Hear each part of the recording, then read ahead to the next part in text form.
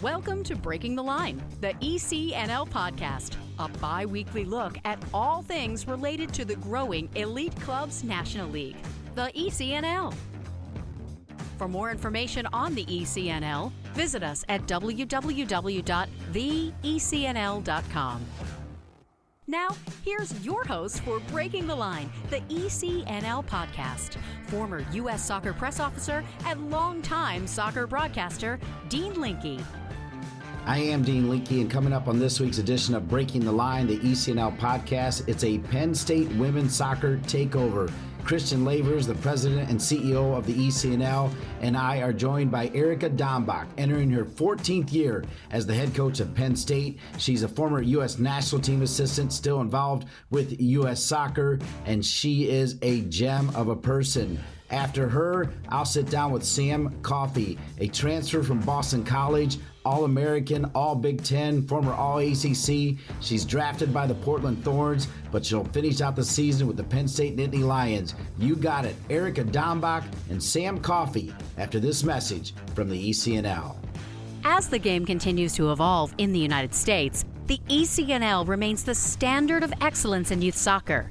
The Elite Clubs National League has grown to include over 200 clubs and nearly 50,000 players across the country, with a robust competition platform for teams, educational resources for coaches and clubs, and unparalleled identification and development opportunities for players.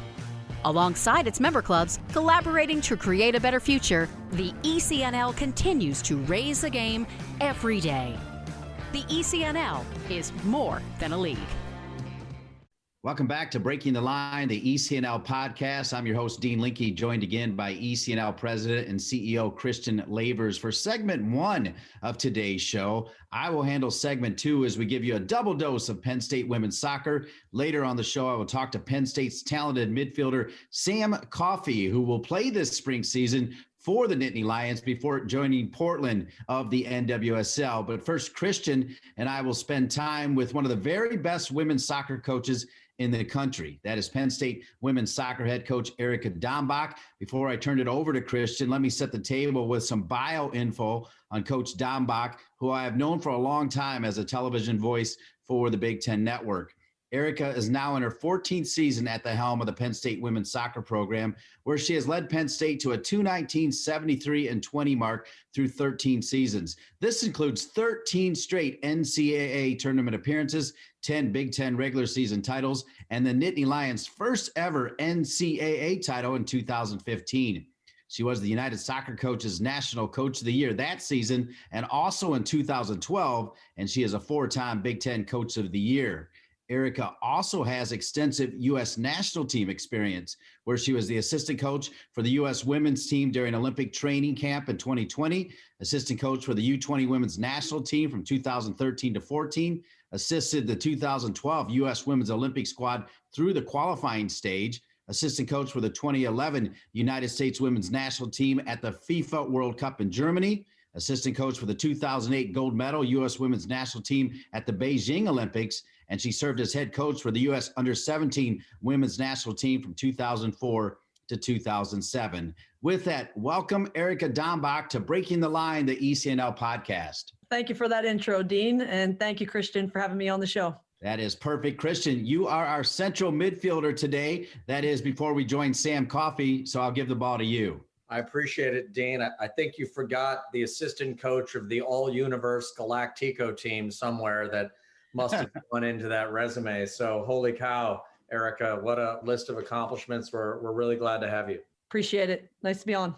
Talking to you here in early February with finally the college soccer season about to start, hopefully, all fingers crossed. Can you talk to us what it's been like over the last couple of months as you planned for a fall season, lost a fall season, looked to a spring season, how you guys have gone through that with your players and how you've managed the uncertainty through these times? It's been a haul, as it has been for everybody, right? Filled with ups and downs, and certainly not all downs. Obviously, many disappointments with losing the fall season, but I think the word managing that you used is so important. I think we've embraced this idea of managing the chaos. We know that the chaos isn't behind us yet, right? We're excited to be heading back into match play and hopefully against an opponent other than ourselves sometime here soon. But I think the resilience of this group, I think most coaches would say that at this point, but I'm just blown away by these 18 to 22-year-olds and what they've been able to overcome and actually thrive in at times as well. You're managing the collegiate athlete, and we have coaches in youth soccer all over the country have been through similar challenges in terms of keeping players engaged when they couldn't train, getting them back into training safely, and sort of the stops and starts in that.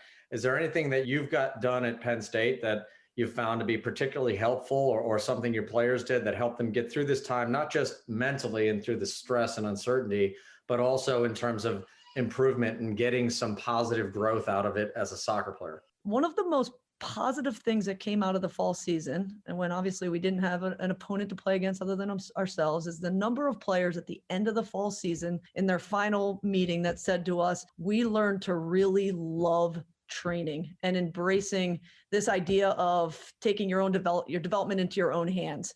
And part of it was we knew it was their outlet in the day. We knew that they were in their homes or in their dorms. And so that when they did get outside and come to the training pitch, our whole design was we just need to have fun right now, right? We've got to set it up an environment that encourages them to spend time together, to have fun, to compete, but to keep it light, keep it fun, keep the energy high, bring the music out.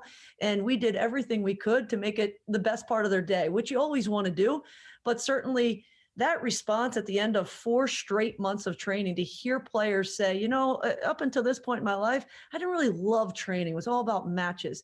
But because they had grown so much, because they had grown as a group, because they had come together, they grew to really love this idea of developing themselves and really embracing this idea. And I think that's a huge win that our program took out of the fall season, and that, frankly, anybody could take out of this time. That's a common theme that we've heard, whether it was when we spoke to Anson about his famous quote of the player training when no one's watching, or even with Grant Hill last week talking about his young daughter and his career in terms of just falling in love with the sport, falling in love with the ball, training outside of the formal activities. How do you see players changing in that regard? I mean, you've obviously been at Penn State. You guys have been, in all measurements, probably the standard bearer of the Big Ten and women's soccer for forever. So as you've looked at players going back at the beginning of your coaching career to now, what have you seen in terms of them changing, in terms of their level, their capabilities, their investment in the game? Just how do you see athletes now compared to 10 years ago?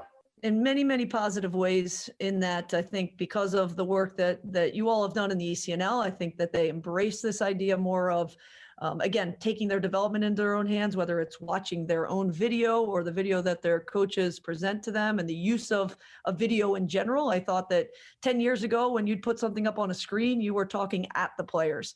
Now they have a more vested interest in understanding it's part of their own growth and development, that they can ask questions, they need to be actively involved.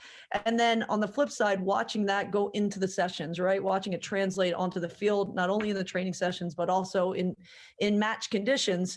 I think that's been a huge evolution for us. It's just what's happening kind of in your office to the training pitch and then to the game pitch, because this idea of just rolling the ball out, there is a time and a place for that, but there's so much more from a psychological standpoint now, and talking to professionals in every area, using things like the Calm app to work on your mind and your readiness and your being peaceful within yourself. So just kind of that all around person, that all around athlete. I think that concept is growing, each passing year.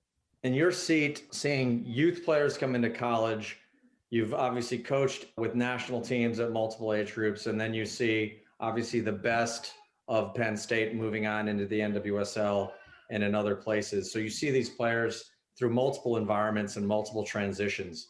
So maybe we'll take this in stages. The youth player coming into the college environment, the college player going into a national team environment, and then a college player moving into the NWSL environment. In those transitions, how do you help players prepare for that next step, or once they're there, make that next step successfully in each of those very important stages?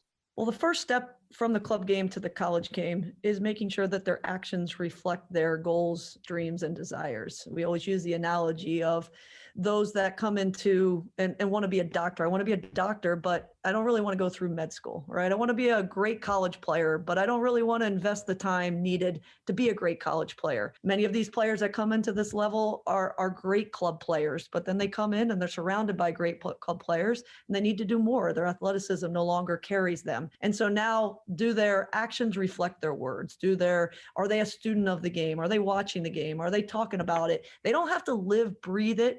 And it doesn't have to be every part of who they are. But on the flip side, if they have these big dreams, they need to do a little bit more, right? And they've got to figure out what their little bit more is. For me, it might be speed work, right? I'm the slowest player in history. For you, it might be your technical game. And for this other person, it might be a sports psychologist. So it doesn't have to be a one size fits all, but it is this idea of finding what it is, your 2% to make you better, and then following through. In college, it's the consistency. Right now, that consistency and drive and desire to be good. I think players want to play, right? So they start out, maybe they're not playing a whole lot and they want to play. And so they kick into full gear. In about a month, they're not playing and that dies off. And holding them accountable to that, right? Make sure that consistency is there. On the flip side, going from the college game into the pro game, there's a lot. I think the first thing is understanding that there is college fitness and then there's professional fitness. And professional fitness is a way of life. Whereas in the college game, there's still, we run to get fit. Whereas in the professional game, it's a way of life. You wake up and you organize your day around your nutrition and your recovery and your fitness and your training, and it's your profession. And I think that's something that we start to really work on. By the time they're seniors, we hope that they've embraced this style of life. We've embraced this idea of you need sleep, you need your 8 hours, and you need to really take care of yourself in all ways if you hope to become a good pro. That's really, really interesting perspective, and I appreciate that a lot. And if I go back then and take again a look at the length of your career, because it's one thing to have a great season. It's another thing to have a couple of great seasons, but you've strung together, 13, 14, 15 years in the NCAA tournament. You win the Big Ten almost every year. I mean, it's sort of a foregone conclusion. Penn State's going to be in first place. Maybe once a decade, you let somebody else have a chance at the feeling.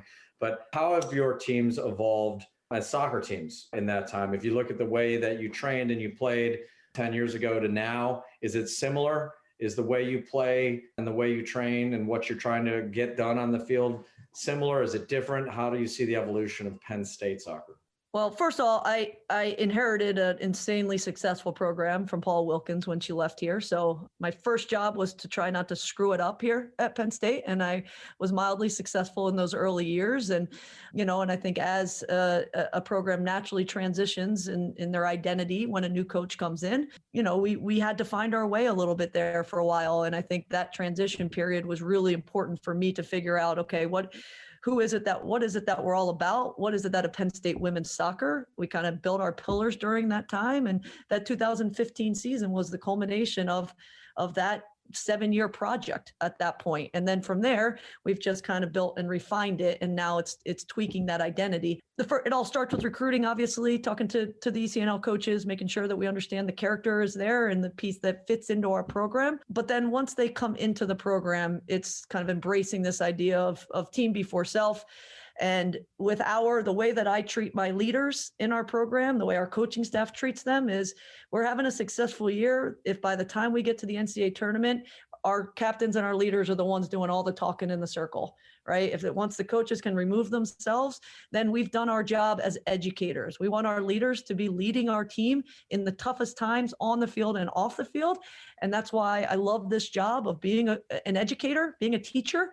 And if you're doing it well, you've started with them as freshmen to teach them how to build these skills. And I think so much of our success as of late has come from killing ourselves with as tough a schedule as we can in the non-conference portion, having tough results and dealing with that adversity, even through the Big Ten. The Big Ten is kicking our butt now, and they are all over us, and we're taking losses left and right, but it builds us and makes us stronger. And I think that success, we've been able to find success later in the season because of that adversity we're facing earlier and because we're teaching our young players how to deal with that adversity. We're here with Erica Dambach, the head coach of the Penn State women's soccer team on Breaking the Line, the ECNL podcast. And you mentioned all the talking in the circle. It happens to be coming from 3 kids that are under the age of 4 for Christian Lavers. You also have 2 beautiful kids, the most beautiful blue-eyed daughters I've ever seen. As we make a little pivot here, talk about what it's like being a mom and a coach at a high level and how you have all the players on your team embracing your beautiful daughters. Oh, this one I could take some time on because it's, it's probably the most near and dear to my heart is being a mom and being a coach. And that is, I never could have imagined how it could have made me such a better coach. People tell you that, you hear all these things, Christian's probably in the same world, and that you hear this and you go, but I can't imagine splitting my time. I need to invest solely and fully into my coaching responsibility. But as it turned out, it is very real, is that these players want to see you as a human being. They want to see you as a member of a family, as a mom, as somebody that's going to help challenge them, but put your arm around them and be very genuine in that. And I have to say that I didn't realize what I was missing until I had it. And I didn't realize how much room I had to grow until I've started to go through these last 4 years with my 2 beautiful daughters. I hear you on that. I think one of the things, Dean said, I've got 3 young boys running around in the background. And one of the things that it emphasized to me is this balance, and you used words before like communication, accountability, but the balance of a real personal connection and the care for players versus the demand for performance and excellence and growth. And that's a really difficult balance to make. How do you do that? I mean, I like to think accountability, people talk about a lot. I use the phrase accountability needs to be a verb. People need to do something with respect to it, not just talk about it. How do you balance that? Maybe being a parent helped or changed that equation a little bit. I know it did for me. How do you balance that relationship with the standards of performance that are expected at the highest level? Well, the first step that I've learned to do is to listen more, especially in the recruiting process, when your players say to you, these are my goals, right? What are your goals and your dreams? And not to just skip right through there, right? And so I take my notes on those. And then if they end up becoming a Penn Stater, we go back through those things. Okay, these are the things that you want to do. This is where you're at. And now, whether you want to call it an IDP, but for me, it's an intentional plan to follow through to achieve those goals. And at that point, you can then hold them accountable, right? If it's their goal, their dreams, their desires, if you're intentional about it, it's much easier to hold them accountable. They know what the standard is. They know what they're working towards. If they're not holding up their end of the bargain, it's way easier to put your arm around them and kind of drag them along until they get to the point where maybe they don't want to be. And then you've got a different conversation to have at that point. But it's listening to them, right? I think as a young coach, I did too much talking. And now it's, all right, I'm going to listen to you, but I'm going to listen to you create a plan, and then I'm going to help you to follow through on that plan. You mentioned dreams and desires. We're continuing to see more and more women get elevated. Ironically, I'm wearing my North Carolina Courage top. I don't know what Sam's going to think of that a little bit later, but the North Carolina Courage finally added a female to their coaching staff. We continue to see women get elevated. We continue to see people of color get elevated. How important is that topic to you, Erica? I think that's in many ways that's a coach's legacy as much as it is anything else, and that certainly extends beyond encouraging your players to become the best version of themselves or to become the best mom or doctor or future pro or coach.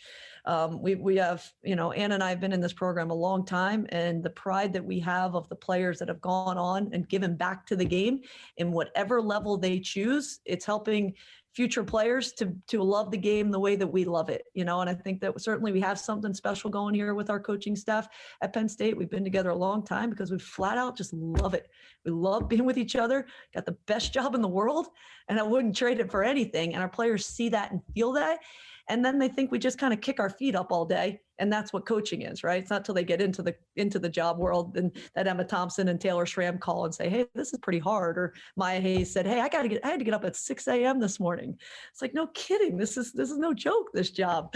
But I do think that's a huge part of your coaching legacy is helping players fall in love with the game and wanting to give back. And that may mean that you're a stay-at-home mom and you coach your daughter's team. I love that. That's all part of that coaching legacy that hopefully we all take great pride in. I wanted to circle back on a comment you made about communication.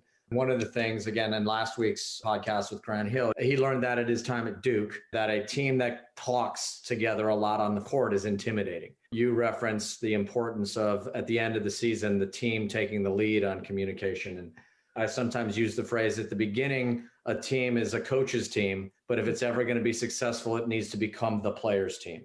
So how do you create that environment to empower the players to do that, to kind of get outside of themselves, have the confidence maybe to demand things from each other and to take the lead in the communication area? Well, ironically enough, it's an article by Coach K that we share pretty early in their careers. And it has to do with summer league ball when the freshmen come into Duke and they feel like they're living in a land of a different language when they're playing with their future teammates, right? They can't talk it. They can't keep up with it. And we use that article, and then we follow that with the phrase in our program is name, command, volume. So, this idea of the command and the volume being loud enough, whatever the command is, we start with that right when they begin their freshman year of everything's got to have a command and there's volume to it. And I think all coaches do that, but it is something that we are very consistent with in everything that we do. We hold them accountable, to the point where they'll do push-ups or whatever if they're playing a ball and there's no command on it. And some of it's to do it just to do it, to build the habits, right? But ultimately it's to build the buzz and to build the intimidation factor, as you say. This idea of name, command, volume came from an activity from the program, which is a military group that we work with every 4 years that deals with discipline and deals with connecting with your teammate to your left and to your right. So we try to bring in some different practices as well and utilize these groups that have been so successful, such as the military, with their communication, with it being as direct as it needs to be and taking out words like, yeah, and okay, and things like that you don't need, right? But to be really, really direct with your communication. And then finally, we have a member of our staff, Carol Lowry, who's our director of operation, that also deals with their performance, building kind of teamwork and structure. And she does a lot of presentations on communication and how to have difficult conversations. So we set up environments where we create environments where they are pressed to have difficult conversations. And I think that helps with it as well. I don't want to make this overly serious because that's not the type of personality you have. And I remember one of the first times I got to see you coach and work with you was at an ID2 camp years and years ago, where for those who don't know, it brings in the top 13, 14-year-olds in a region together. And they're pretty intimidated the first time they step on the field together because they don't know each other. They know it's a high level. There's new coaches, all that new environment. And you came out, you put up your portable speaker, you put out some type of music, I forget what it was, and you were bopping around, laughing, and really helping them to relax and enjoy. And so talk a little bit about the importance of fun and joy and expressing yourself. Take away this tactical piece, but just having fun in the game. Love it. I love it. Yeah. It's meeting them in their space. Right. And that's where, again, for some players, it's given back to them the love of the game. Right. And whether it's just the stress of now that there are so many youth national teams that these kids are competing on, whether it's social media, there's so much stress involved with these young players. And they come into those types of environments and they're expecting to be stressed, right? And there's a certain amount of stress that comes with it. But that doesn't mean as a coach that we've got to add to it, and I think that's something we've been keeping in mind during this pandemic is there's enough going on their shoulders right now. Our job right now is to kind of bring that stress off. Right. And even those that aren't necessarily performing or that are not thriving, you gotta live in this idea of we are in a global pandemic and remind ourselves over and over and kind of take the other approach to it that maybe sometimes as a coach that are against your instincts, which is, love on them a little bit right now. See if building their confidence instead of breaking it down will help their performance, especially right now. And I think in those environments in particular with those young players, we all remember being there and all we wanted to do was to impress a coach or have a coach smile at you. And that's what we try to do.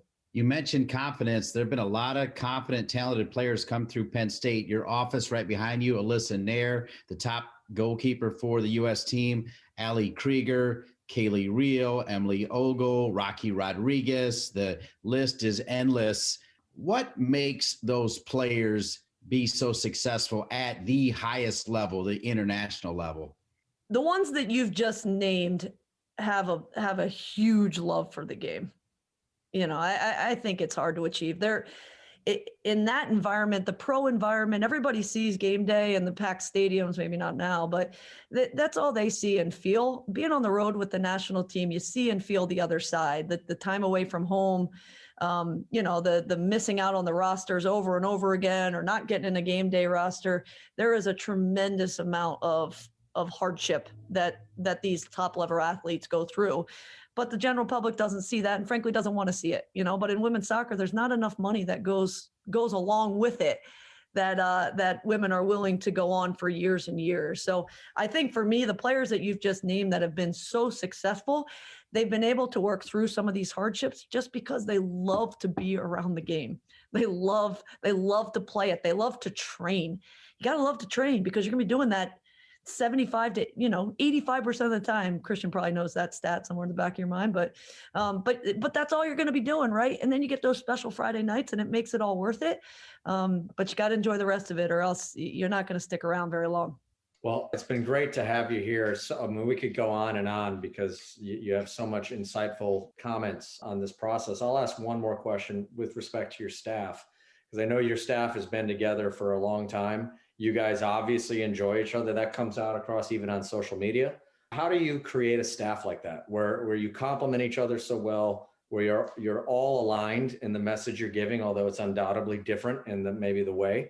But I think that's no small piece to the success at Penn State is the staff that you've created. So maybe talk a little bit about them. Love to. Yeah. And Cook, Carol Lowry, Tim Wassel, and I have been together for 10 years plus. And a big part of it is obviously empowering your staff, hiring great people, but empowering them. I've got, they're all the CEOs of their area.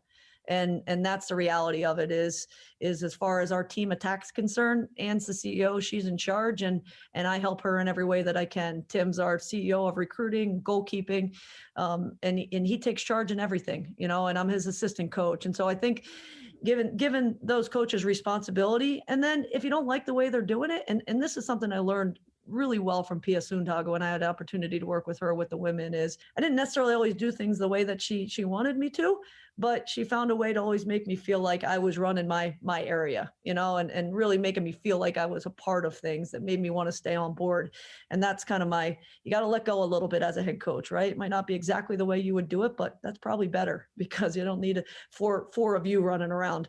And so, yeah, that's kind of been the key as far as I'm concerned, is just empowering them and them running with their areas and feeling like they are a head coach of their area, because certainly all four of them could be head coaches anywhere they choose. And our final question for Erica Dambach, the head coach of the Penn State women's soccer team. As you know, it's a Penn State takeover today of Breaking the Line, the ECNL podcast. Coming up next is Sam Coffey. I was telling Christian Lavers that I think, especially with the Stanford player leaving earlier, that I think she might be the best player in the country. If you were giving the introduction to Sam Coffey, how would you do it, Erica? How do you describe Sam Coffey? I think she's pretty darn good. The talent speaks for itself. Sam Coffey is as talented a player as I've had the opportunity to work with in the college game. But probably the thing that stands out the most as a player is how much she is a student of the game. Her teammates make fun of her notebook and her notes and her studying the video and every different nuance and trying to refine it and make it perfect. And what I've loved about her here is she came to Penn State because she wanted to work on particular areas of her game that were, in her mind, weaknesses.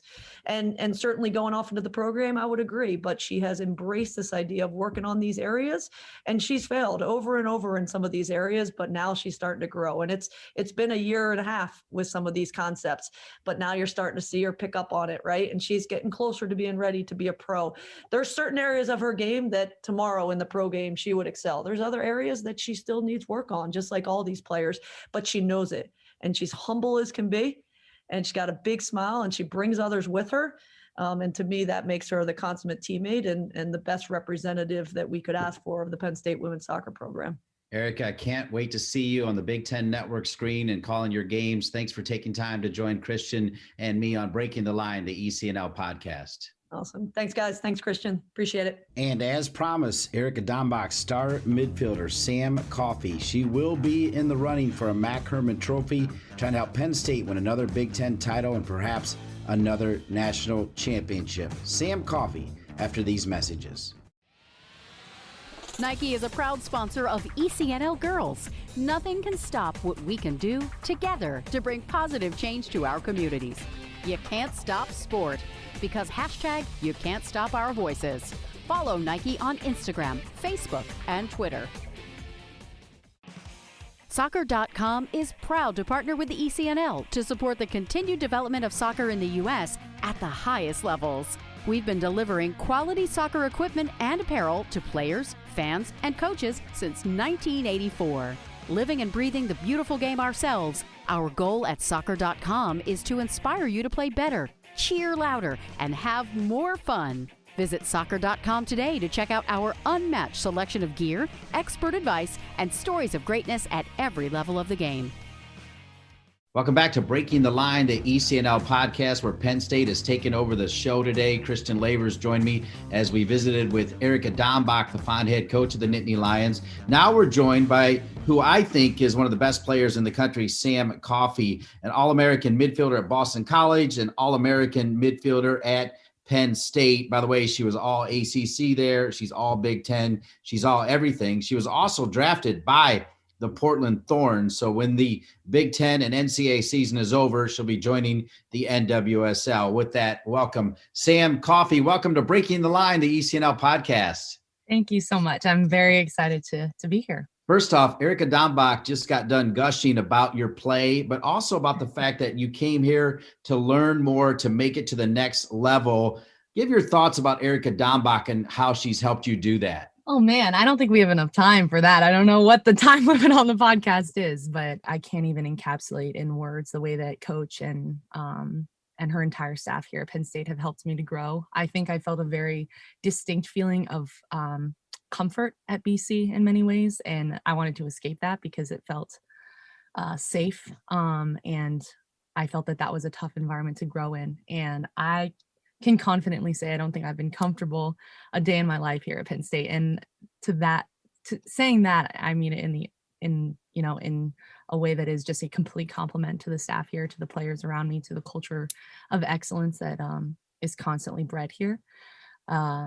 So Coach and Tim and Ann and Kara and so many of my teammates and just the personnel here at Penn State have helped me to grow in ways I had never expected. I mean, I think I came here with the mindset of I was going to grow as a soccer player, and I ended up growing in, ways that were unimaginable to me as a person of faith. So I'm just so grateful for the ways that I've grown here in my time. I know you're also grateful to finally be back out on the field in a real game. This will air on February 17. That means in 3 days, you'll be in Rutgers to take on Rutgers. How excited are you? Oh my gosh. We actually just had a meeting where we saw our schedule for the coming weeks, and seeing game day up there on like our big screen was surreal. We've just been waiting for so long, to have something tangible like that, like a schedule. And so we're just counting down the days. I think we're at the 10-day mark right now. We remind each other every day of how far away it is. And it's right around the corner. And we're just so excited and honestly just so grateful to have the opportunity to play. I think that's something that we might have taken for granted in the past because of how consistent a fall season was until, of course, there was a worldwide pandemic. So I think, ultimately at the end of the day, we're all just super, super grateful to play and just have fun. While you were waiting, Sam, big news for you and the Coffey family, a high draft pick for the Portland Thorns, always one of the very best teams in the NWSL. I know that's your dream. Talk about what it meant to hear your name called. Oh, yeah.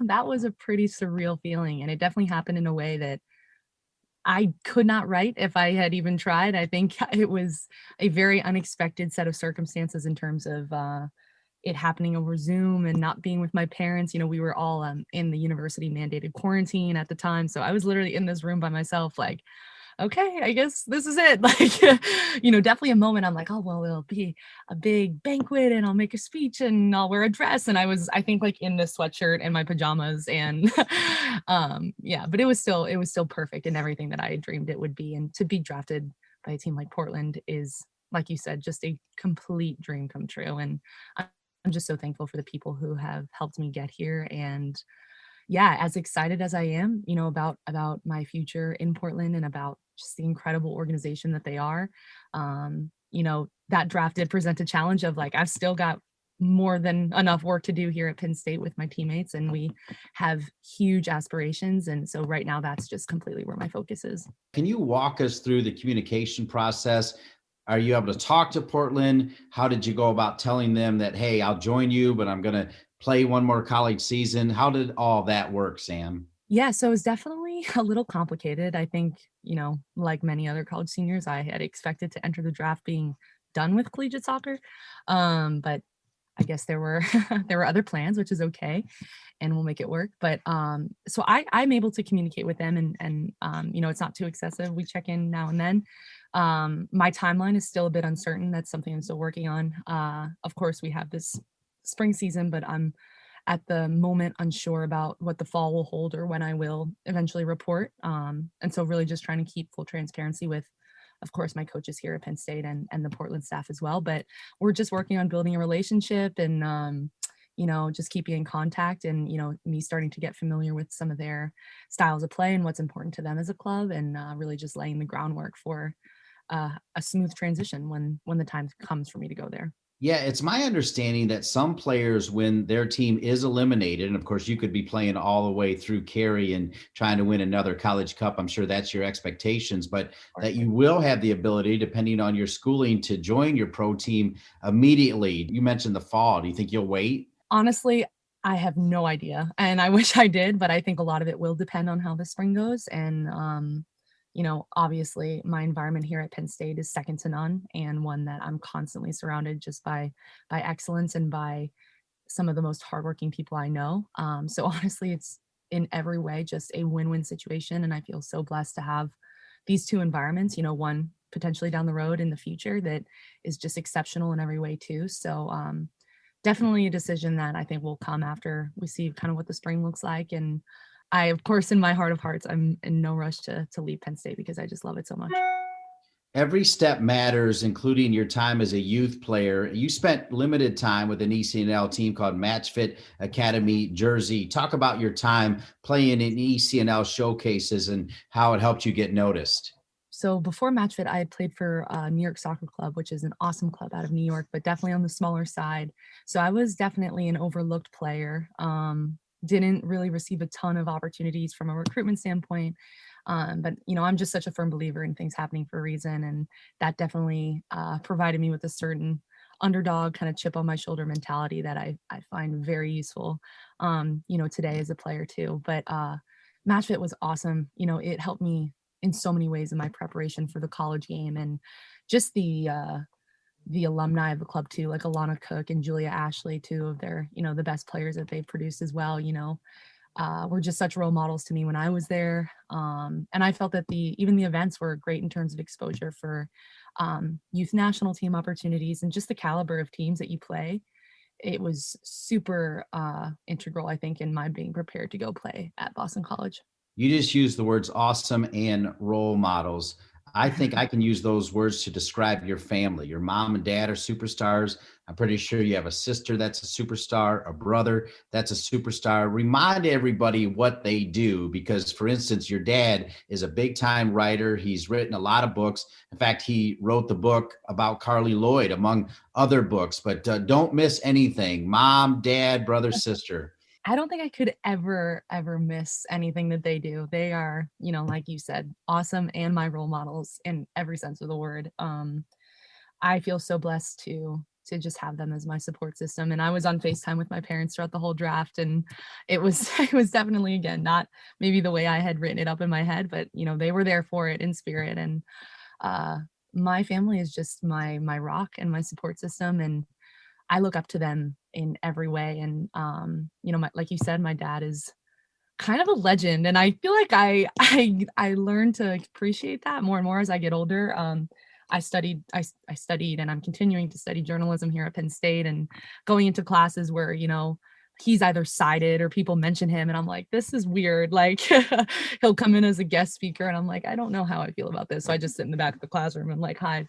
But he is remarkable, and he's done so much incredible work in the sports field and continues to do incredible work and really just tells stories that go untold. And I think he's grown in his admiration of soccer, through kind of my career. And he's done Carly Lloyd's book, and I think he has some upcoming projects with Brianna Scurry, which is exciting too. So he's my idol, and he's an incredible writer, and it's definitely a blessing to have him as someone I can like send my papers to and get roasted as a result in terms of the words that I spell wrong and my grammatical failings. But yeah, they are incredible. My mom too worked as a sports writer. She's now in the honey business, which is very unique too. And like you said, my sister has had an awesome career so far with the Athletics. She covers the Oakland A's and is looking to do some more awesome stuff with them. And my brother is a sportscaster for WBRE TV out of Wilkes-Barre, Pennsylvania. So he's not too far away.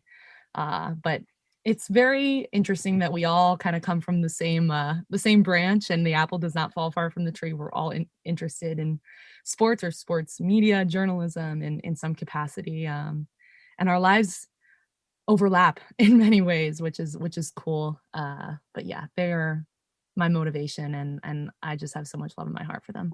As you sit here now, there are a lot of young girls with the ECNL that we're so proud to say listen to this podcast, as the ECNL is right now the biggest youth league in the country. It has not been easy for any of us, but we especially have an eye on young girls and boys as they deal with this pandemic and stop and go and being safe and that type of thing. Sam Coffey, any words of inspiration for young girls that want to maybe try to be the next Sam Coffey and play at an elite university like Penn State, play in the NWSL, and perhaps even play on the full U.S. national team, which, by the way, I think you can also do? Thank you. I think first and foremost, in regards to the pandemic that has just presented so many profound challenges for people, especially athletes, with, to your point, like the start and stop and the inconsistency of it all. And, there were times throughout the fall that there were just ebbs and flows of we'd get our hopes up maybe for a game and then things would not work out. And my advice in that regard would just be to really stay present and just continue to focus on your growth. Regardless of if you have games or not, you can always grow, and it always presents a new opportunity for you to improve in something, whether it's technically or tactically or from a physical standpoint, or I think for this year, most importantly for me, from a mental standpoint, and just the mental side of the game that is such a challenge, and the new challenges that the pandemic has presented in that regard with the mental aspect of the game. So really just staying present and focusing on what you can control instead of the frustrations of what you can't. But other than that, I think especially the young players, my advice to them, and I think advice I give to myself all the time, is just to have fun and to really just enjoy playing. And I have this picture on my desk here of me when I'm, I think, like 7 years old, playing on one of my first club teams called the New York Patriots. And I'm just beaming. And I love that photo. I look at it and it just reminds me that, pandemic or not, NWSL, Big Ten, whatever it might be, the pressures of it, the unknowns of Corona, and all the factors that I think play into competitive sports. At the end of the day, I get to do what I love every day, and I get to now make a career out of that with the Thorns, and I'm just so thankful. And I just encourage them to not ever lose sight of why, and the fun of and the joy of just playing soccer and enjoying it and serving the people around them and doing it. Well, you mentioned the people around them. I'm so glad you did. And I'm so glad you shared that picture of a 7-year-old Sam Coffey beaming. I feel like when you play, you're beaming. But Sam, in your own words, what does it take to be a good teammate? What kind of traits do you have to be a good teammate? It's one thing to be a great player. You're a great player. What does it take to be a great teammate? That's a great question. I think something that has helped me in my quest of being the best teammate I can be is, one, the service piece that I kind of just mentioned to you, about being a leader that can serve the people around you. And in doing so, you're putting them before yourself, and you are putting yourself last. And, by service, and this kind of goes into my second point, I think the best way to be the best teammate is to just constantly seek to make the people around you better. And I actually once had a conversation with our assistant coach, Ann Cook, who I'm sure Coach talked about as well, who handles a lot of the attacking sides of our game and is just a legend herself too. so many legends to be coached by at a day-to-day rate. It's incredible. But she once told me that I and my teammates should evaluate the way that we play based off the way that the people around us play. And I just love that, because it reminded me, not only from the teammate perspective of encouragement and sportsmanship of lifting the people around you up, but also just seeking to set all the people around you up for success so that they can be the best that they can be. And that's one thing that I've found in incredible ways here at Penn State, is that the people around me just make me so much better. And I want to repay that favor, and both on the field, off the field, in any way that I can, and just always seeking to just help the people around me grow and encouraging them to be their best selves in the same way that they have done for me. Awesome. Let's end with this: expectations and goals. How important is it for young girls, particularly young girls playing in the ECNL, to set expectations and have goals? And then I'm going to put a little pressure on you. When you're done, wrap it up with the goals for Penn State women's soccer this year. Where are you guys headed? Yeah, I think goals are really important. I think you do have to be careful with them, though, because I think in some ways they can also set limits on yourself, which I don't think we should ever do. I'm not one to really write down the goals that I have. Of course, I know in my mind, the aspirations I have and the dreams I've had since, I was that little girl in that photo. And of course, those are great things to constantly keep you motivated and keep you humble, but never ever put a limit on what you can do, or to kind of dial yourself down because you think a certain goal isn't attainable or something. Like, really just be limitless, I think is the ultimate advice I would give. And in terms of our Penn State goals for the season, we have every intention and goal of winning a national title. And this team is scary, scary good, as I'm sure that coach bragged about extensively, which you can't blame her, because I'll do the same thing. But we want to win a national title. Of course, we want the Big Ten title too, but we aren't placing limits on ourselves. We have worked so hard through the ebbs and flows of a crazy, unpredictable year. And we're ready. We're just ready to play. We're ready to be grateful for the opportunity to play, to be good teammates to one another, and to just have fun and go win this thing. Sam Coffey, plain and simple, I absolutely love my job because I get to commentate on special players, special people just like you. Thanks for making my job so wonderful. I appreciate it. Thank you. I appreciate your awesome questions. This has been great. This has indeed been great. Erica Dambach in her 14th season as the head coach of Penn State, and Sam Coffey, their All-American, All-Big Ten midfielder who will head to the Portland Thorns after this soccer season. I want to remind everybody that Penn State takes on Rutgers on Saturday. Rutgers is coached by Mike O'Neill. Yes, he is also an ECNL coach. For Christian Lavers and all the great people at the ECNL, I'm Dean Linke. Thanks for listening to Breaking the Line, the ECNL Podcast. From athletes just starting to turn heads to some of the best athletes to ever play their games, Gatorade shows that they are the proven fuel of the best. For the athletes who give everything, nothing beats Gatorade, the studied, tested, and proven fuel of the ECNL. The ECNL Boys is partnering with Puma for the second year, driving sport forward with the leading products and the next generation of pros who wear them. Adding to their extensive list of soccer pros, Puma recently welcomed Neymar Jr. to the Puma fam, where he is supporting the newest iteration of the Future Boot, Future Z. Built around an adaptive Fusion Fit Plus compression band, the Future Z provides optimal lock-in and support for movement so explosive it will drive the opposition crazy. The eye-catching new boot integrates an innovative Z-shaped dynamic motion system outsole for multi-directional movement and traction, with a thin layer of Grip Control Pro applied to the upper material for superior touch and ball control. Lock in and drive them crazy. Future Z. Thanks for listening to Breaking the Line, the ECNL Podcast. For more information on the ECNL, visit us at www.theecnl.com. And if you have a suggestion for the show or a great idea for a guest, please email us at info@theecnl.com. Breaking the Line, the ECNL Podcast is an ECNL production. ECNL, more than a league.